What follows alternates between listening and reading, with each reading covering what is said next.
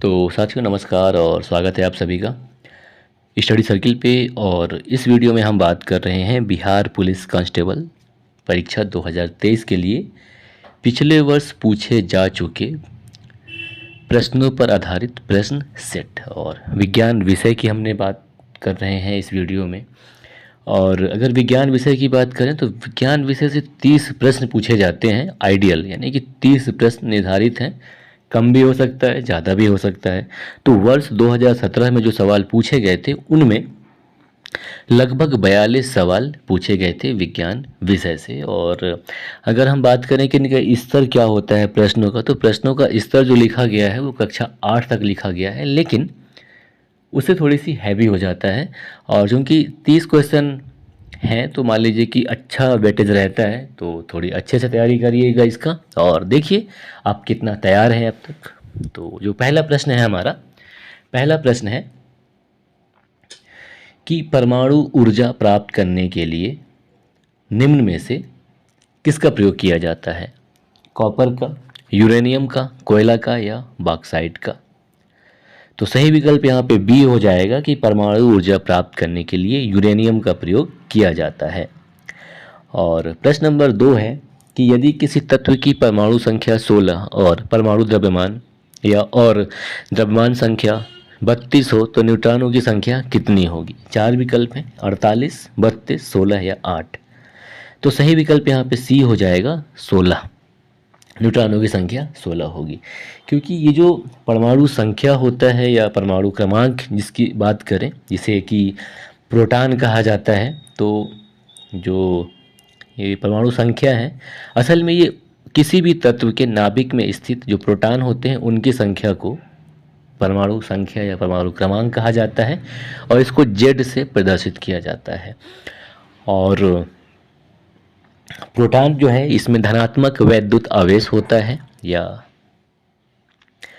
और प्रोटॉन की खोज अर्नेस्ट रदरफोर्ड के द्वारा सन 1917 में की गई थी। और जो परमाणु द्रव्यमान होता है या द्रव्यमान संख्या की अगर हम बात करें तो द्रव्यमान संख्या जो है ये प्रोटॉन और न्यूट्रॉन का योग होता है। अब चूंकि परमाणु के नाभिक में इलेक्ट्रॉन, प्रोटॉन और न्यूट्रॉन होते हैं, तो न्यूट्रॉन जो है एक आवेश रहित कण होता है, यानी इसमें कोई भी आवेश नहीं होता है। इलेक्ट्रॉन में ऋणात्मक विद्युत आवेश होता है और प्रोटॉन में धनात्मक होता है। और जबकि ये जो न्यूट्रॉन है ये आवेश रहित कण होता है जो कि किसी भी किसी भी परमाणु के नाभिक में प्रोटॉन के साथ पाए जाते हैं।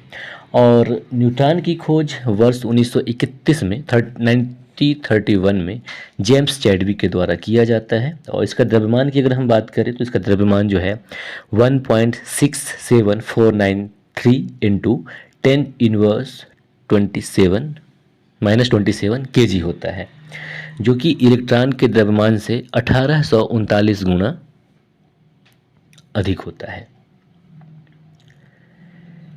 ना। और आगे बढ़ें प्रश्न नंबर 3 की तरफ। तो प्रश्न नंबर 3 है कि परमाणु के केंद्र के चारों ओर इलेक्ट्रॉन बिना ऊर्जा खोए वृत्ताकार पथ पर घूमता है, यह किसने कहा था? बोहर ने, चैडविक ने, रोंटिजन ने या रदरफोर्ड ने? तो सही विकल्प यहाँ पे ए हो जाएगा कि नील बोहर के द्वारा यह कथन कहा गया था या बताया गया था। तो सही विकल्प यहाँ पे ए हो जाएगा। अब देखिए परमाणु मॉडल की बात करें कि जो परमाणु की संरचना के बारे में आप बताते हैं, तो ये 3 लोगों के द्वारा दिया गया। एक तो दिया गया नील बोर के द्वारा, दूसरा दिया गया थॉमसन के द्वारा। तो परमाणु का थॉमसन मॉडल, परमाणु का बोर मॉडल और परमाणु का या रदरफोर्ड का नाभिकीय परमाणु मॉडल। तो 3 प्रकार के परमाणु मॉडल दिए जा चुके हैं अब तक। और ये जो कथन है कि परमाणु के केंद्र के चारों ओर इलेक्ट्रॉन बिना ऊर्जा खोए हुए वृत्ताकार पथ पर घूमते हैं, यह कथन या ये जानकारी नील बोहर या बोहर के द्वारा प्रदान की गई। तो सही विकल्प यहाँ पे ए हो जाएगा, है ना। और आगे बढ़ते हैं प्रश्न नंबर 4 की तरफ। प्रश्न नंबर 4 है कि अमरबेल किसका उदाहरण है? स्वपोषक, परपोषक, परजीवी या इनमें से कोई नहीं? तो सही विकल्प सी हो जाएगा कि अमरबेल जो है परजीवी है, क्योंकि इसमें ये जो है पत्ती और पर्णहरित या क्लोरोप्लास्ट इसमें नहीं पाया जाता। और ये बड़ा अजीब सा पेड़ होता है। ये क्या करता है, धीरे धीरे अपने पोषक पौधे को ही नष्ट कर डालता है। हालांकि इसका दवाई के रूप में भी प्रयोग किया जाता है। आगे बढ़ते हैं प्रश्न नंबर 5। तो प्रश्न नंबर 5 है कि वसीय पदार्थ ज़्यादा खाने से क्या होता है? मोटापा, कमजोरी, वजन में कमी या उपर्युक्त सभी। तो सही विकल्प यहाँ पे ए हो जाएगा कि वसीय पदार्थ ज़्यादा खाने से मोटापा की समस्या होती है। और प्रश्न नंबर 6 है कि वह गुण जिस कारण कोई पदार्थ वायुमंडल से नमी सोख लेता है क्या कहलाता है? निर्जलीकरण, प्रस्वेदन, निथारना या आसवन। तो सही विकल्प यहाँ पे बी हो जाएगा, प्रस्वेदन। और प्रश्न नंबर 7 है कि निम्न में से कौन सी एक अधातु है? फेरस, कोबाल्ट, फ्लोरीन या सोडियम। तो सही विकल्प यहाँ पे सी हो जाएगा कि फ्लोरीन जो है अधातु है और ये एक गैस है। और प्रश्न नंबर 8 है कि एक आदर्श ईंधन वह है जो सस्ता हो, कम प्रदूषण फैलाने वाला हो, उच्च ऊष्मीयमान वाला हो या उपर्युक्त सभी। तो सही विकल्प यहाँ पे डी हो जाएगा क्योंकि एक आदर्श ईंधन की यही सभी विशेषताएं होती हैं। तो सही विकल्प यहाँ पे डी हो जाएगा। और प्रश्न नंबर 9 है कि पौधे प्रकाश संश्लेषण के दौरान कौन सी गैस मुक्त करते हैं? कार्बन डाइऑक्साइड, नाइट्रोजन, मीथेन या ऑक्सीजन। तो सही विकल्प यहाँ पे डी हो जाएगा। और प्रश्न नंबर 10 है कि एग्रोस्टोलॉजी के अंतर्गत किसका अध्ययन किया जाता है? कृषि विज्ञान, पादप, घास या निमेटोड्स।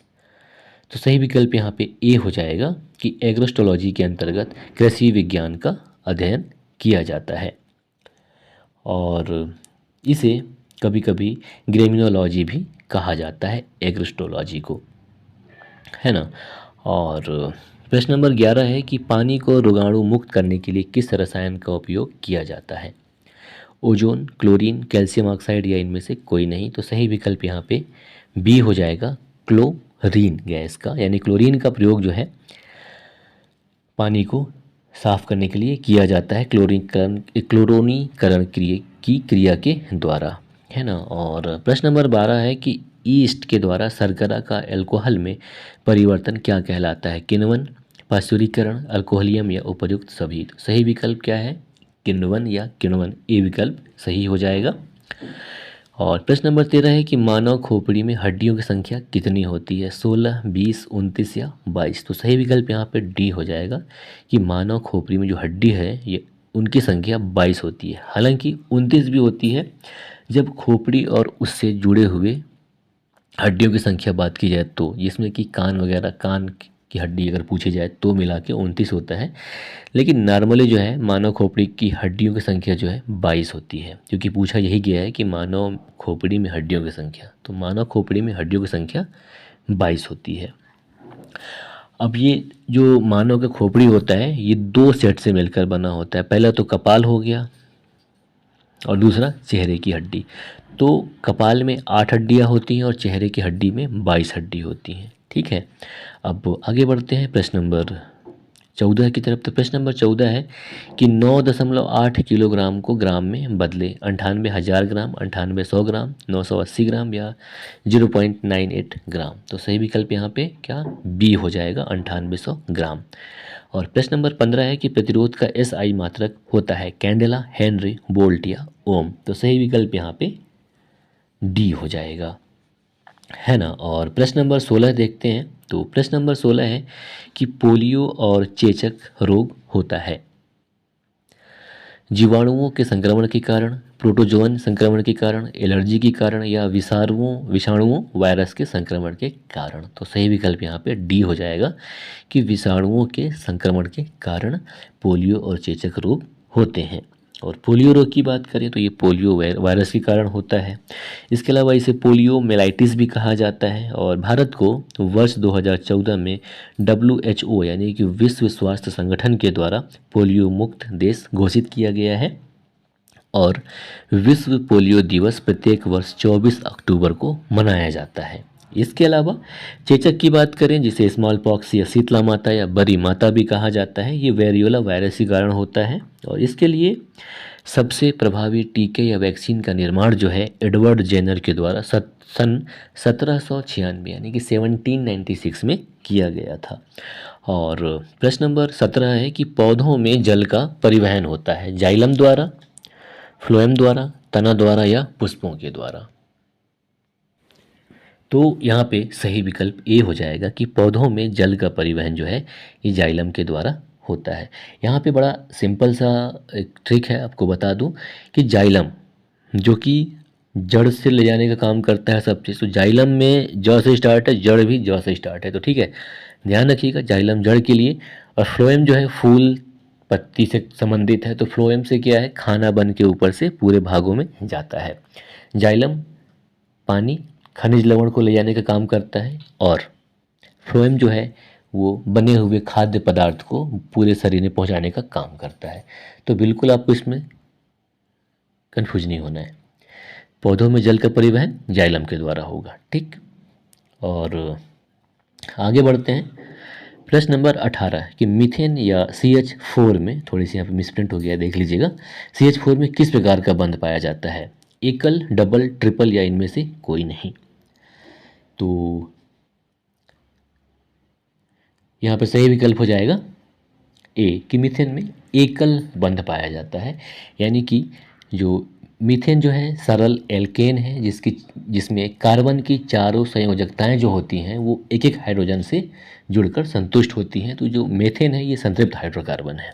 ठीक है, तो इसका फार्मूला क्या है, CH4, सी को बीच में रख दीजिए और इसके चारों तरफ एक एक जोड़ दीजिए, तो आप देखेंगे कि हाइड्रोजन का एक अणु और कार्बन का, मतलब हाइड्रोजन का एक इलेक्ट्रॉन और कार्बन का एक इलेक्ट्रॉन दोनों आपस में जुड़कर सिंगल बॉन्ड बनाते हैं। तो ये जो मीथेन में जो बंध है वो एकल प्रकार का बंध पाया जाता है। द्विबंध एल्कीन में पाया जाता है और तीन बंध जो है एल्काइन में पाया जाता है। ये हाइड्रोकार्बन की बात कर रहा हूँ, तो यहाँ पर सही विकल्प ए हो जाएगा। ठीक है, और आगे बढ़ते हैं। प्रश्न नंबर 19 है कि बस के अचानक रुक जाने की स्थिति में बस में सवार यात्री आगे की ओर झुक जाते हैं, ऐसा न्यूटन के किस नियम के चलते होता है। गति के प्रथम नियम, गति के द्वितीय नियम, गति के तृतीय नियम या गुरुत्वाकर्षण नियम। तो यहाँ पर सही विकल्प पता ही होगा आपको कि गति के प्रथम नियम के द्वारा होता है ऐसा, जिसे कि जड़त्व का नियम भी कहा जाता है। तो सही विकल्प यहाँ पे ए हो जाएगा। और प्रश्न नंबर 20वां है। प्रश्न नंबर 20 है कि निम्नलिखित में से किसमें साइट्रिक एसिड प्रचुरता से पाया जाता है, दही, सिरका, केला या नींबू। तो सही विकल्प यहाँ पे डी हो जाएगा, है ना। नींबू में साइट्रिक एसिड प्रचुरता में पाया जाता है। आपको ध्यान रखना है कि साइट्रिक एसिड जो है साइट्रिक फलों में ही ज़्यादातर पाए जाते हैं और सबसे ज़्यादा नींबू में पाया जाता है। तो सही विकल्प यहाँ पे डी हो जाएगा। और प्रश्न नंबर 21 है कि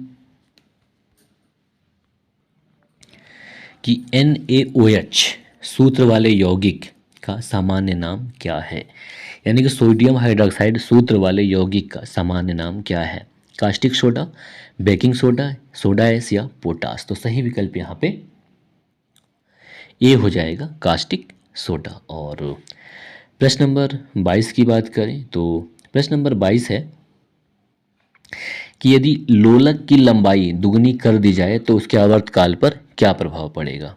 वह भी मतलब आवर्तकाल दुगना हो जाएगा, वह 1/4 हो जाएगा, वह √2 गुना हो जाएगा या वह यह परिवर्तित नहीं होगा।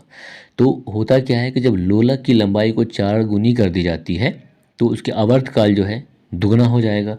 अब चूंकि लोलक की लंबाई दुगनी कर दी गई है तो आधा का आधा यानी कि 1/4 हो जाएगा। तो सही विकल्प यहाँ पे बी हो जाएगा, है ना, 22 का बी विकल्प। और प्रश्न नंबर 23 है कि चिकित्सा के रूप में एक्सरे का प्रयोग निम्नलिखित में से किस प्रकार के लिए बीमारी के लिए किया जा सकता है, मनोवैज्ञानिक, विकृतिजन्य, कैंसर या हृदयवाहिक। तो सही विकल्प यहाँ पे बी हो जाएगा कि विकृतिजन्य बीमारी के लिए एक्सरे का प्रयोग किया जा सकता है उसको देखने के लिए, है ना। और तो 23 का सही विकल्प बी। और क्वेश्चन नंबर 24 है, 24 नंबर प्रश्न हमारा कि जिसके नीचे पदार्थ ठंडा नहीं हो सकता वह न्यूनतम संभावित तापमान है, -98.10 डिग्री सेल्सियस या -100.00 डिग्री सेल्सियस या -273.15 डिग्री सेल्सियस या -459.40 डिग्री सेल्सियस। तो सही विकल्प सी हो जाएगा कि -273.150 सेल्सियस जिसे कि परम ताप भी कहा जाता है। इसके नीचे कोई भी पदार्थ ठंडा नहीं हो सकता। यह परम शून्य ताप है -273 डिग्री सेल्सियस। और प्रश्न नंबर 25 की बात करें तो प्रश्न नंबर 25 है कि एक आदमी जो भट्टी के सामने खड़ा है निम्न द्वारा अधिक से अधिक ऊष्मा प्राप्त करता है: संवहन, चालन, विकिरण या चालक तथा संवहन दोनों के द्वारा। तो सही विकल्प यहाँ पे सी हो जाएगा कि भट्टी के सामने खड़ा आदमी जो ऊष्मा प्राप्त करता है वो विकिरण के माध्यम से प्राप्त करता है। तो सही विकल्प सी हो जाएगा। और प्रश्न नंबर 26 है कि कुकिंग गैस में सर्वाधिक कौन सा गैस होता है: हीलियम, सल्फर डाइऑक्साइड, हाइड्रोजन या ब्यूटेन। तो सही विकल्प यहाँ पे डी हो जाएगा कि कुकिंग गैस में सर्वाधिक मात्रा में ब्यूटेन गैस पाया जाता है जो कि 50% होता है। इसके बाद प्रोपेन होता है जो कि 45% होता है और उसके बाद पेंटेन होता है जो कि 5% होता है। और प्रश्न नंबर 27 है कि किस अम्ल से दूध में खट्टापन पैदा होता है: टार्टरिक अम्ल, लैक्टिक अम्ल, ब्यूटरिक अम्ल या एसिटिक अम्ल। तो सही विकल्प यहाँ पे बिल्कुल आपको चेंज नहीं करना है, बी ही होगा। लैक्टिक अम्ल की वजह से ही दूध में खट्टापन होता है। और प्रश्न नंबर 28 की बात करें कि 18 कैरेट सोना में शुद्ध स्वर्ण की प्रतिशतता कितनी है, यानी कि 18 कैरेट का जो सोना है उसमें सोने की मात्रा कितनी होती है: 100%, 80%, 75% या 60%। तो सही विकल्प यहाँ पे सी हो जाएगा कि ये 75% होता है। अब देखिए शुद्ध सोना जो होता है वो 24 कैरेट का होता है। अब 24 कैरेट सोना में से 18 कैरेट की बात हो रही है तो इसमें क्या है कि 18 भाग जो है सोने का होता है और 6 भाग जो है अन्य धातुएं इसमें मिली होती है। तो यहाँ पर जो सही विकल्प हो जाएगा वो सी हो जाएगा कि 75% इसमें सोने की मात्रा होती है। और प्रश्न नंबर 29 है कि निम्न में से किसे भारी जल कहा जाता है या हैवी वाटर: बर्फ, ड्यूटोरियम ऑक्साइड, अशुद्ध जल या इनमें से कोई नहीं। तो सही विकल्प यहाँ पे बी हो जाएगा कि ड्यूटोरियम ऑक्साइड को भारी जल कहा जाता है जो कि नाभिकीय संयंत्र में जिसका प्रयोग किया जाता है। और प्रश्न नंबर 30 है कि गंदे सार्वजनिक मूत्रालय में निम्न में से कौन सी गैस निकलती है: अमोनिया, क्लोरीन, सल्फर डाइऑक्साइड या कार्बन मोनोऑक्साइड। तो यहाँ पे सही विकल्प होगा ए, अमोनिया, क्योंकि मानव मूत्र में क्या होता है, यूरिया होता है ना। तो यहाँ पे सही विकल्प ए हो जाएगा, अमोनिया। और प्रश्न नंबर 31 है हमारा कि लाफिंग गैस है, यानी कि लाफिंग गैस कौन है: nitrous oxide, nitrogen pentoxide, nitric oxide या नाइट्रोजन ट्राईऑक्साइड। तो सही विकल्प ए हो जाएगा कि नाइट्रस ऑक्साइड जो है ये लाफिंग गैस होता है। और क्वेश्चन नंबर 32 है कि प्लास्टर ऑफ पेरिस के सेट होने की प्रक्रिया में क्या होता है, यानी कि जब प्लास्टर ऑफ पेरिस सेट होता है तो उस समय क्या होता है: अन्य हाइड्रेट्स के बनने का हाइड्रेशन होता है या डिहाइड्रेशन प्रक्रिया होता है या ऑक्सीडेशन होता है या डिंक्शन होता है। तो सही विकल्प बी हो जाएगा कि डिहाइड्रेशन की प्रक्रिया होती है। तो 32 का सही विकल्प बी हो जाएगा। और प्रश्न नंबर 33 है कि जिसमें वस्तु की अपेक्षा प्रतिबिंब बड़ा दिखाई देता हो वो कौन सा दर्पण है: उत्तल दर्पण, अवतल दर्पण, समतल दर्पण या समतल उत्तल दर्पण। तो सही विकल्प यहाँ पे बी हो जाएगा कि ऐसा, यानी कि किसी वस्तु का आभासी और उससे बड़ा प्रतिबिंब अवतल दर्पण में बनता है। तो सही विकल्प बी हो जाएगा, है ना। और क्वेश्चन नंबर 34 है कि कुछ सीमा तक वस्तुओं की सभी आकृतियां संपीड़ित की जा सकती हैं, यह विशेषता कहलाती हैं क्या: तीक्ष्णता, तन्यता, प्रत्यास्थता या सघनता। तो सही विकल्प डी, सघनता, क्योंकि कोई वस्तु सघन है तो इसको हम दबा सकते हैं, संपीड़ित कर सकते हैं। तो सही विकल्प डी हो जाएगा। और क्वेश्चन नंबर 35 है कि स्वास्थ्य के लिए सबसे अधिक उपयुक्त आर्द्रता है, यानी कि वातावरण में आर्द्रता कितना हो जो हमारे स्वास्थ्य के लिए सबसे अच्छा है। 4 विकल्प हैं: 50%, 25%, 75% या 0%।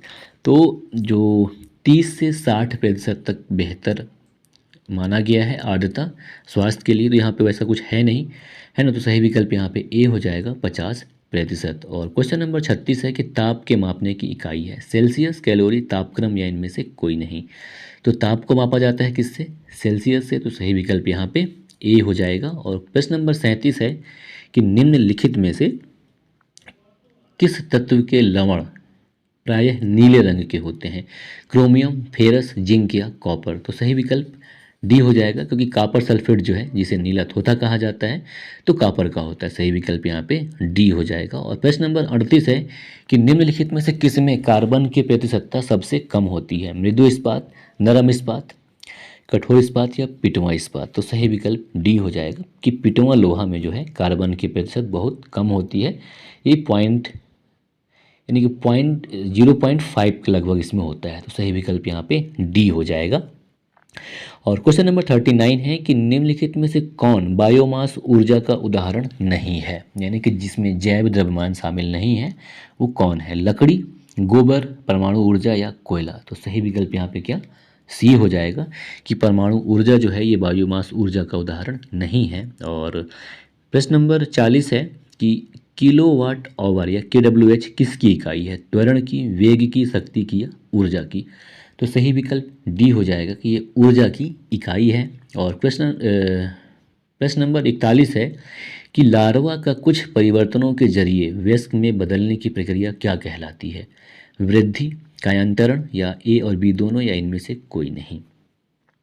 तो सही विकल्प यहाँ पे बी हो जाएगा, कायांतरण या मेटामॉर्फेशन, है ना। तो सही विकल्प बी।